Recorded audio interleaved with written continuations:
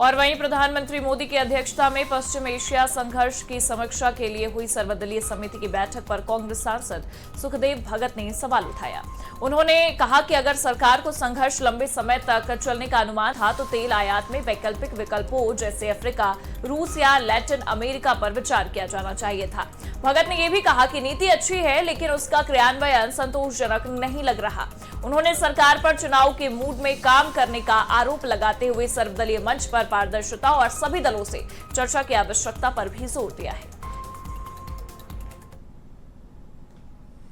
देखिए, मैं समझता हूं कि सीसीएस की कल मीटिंग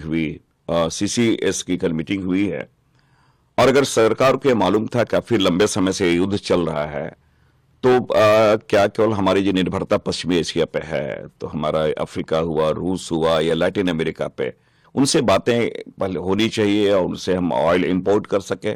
दूसरी बात, नीति आप अच्छी बनाए जरूर है लेकिन इसका क्रियान्वयन कैसे, क्योंकि ये सारे चुनाव में व्यस्त हो जाएंगे, ये फैक्ट है।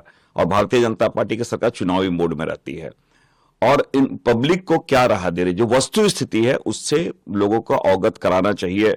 दूसरी बात हम ये करें कि ये तो फायर फाइटिंग बैटल टाइप का हो गया ना कि अब ये अंतिम समय आप बात कर रहे हैं।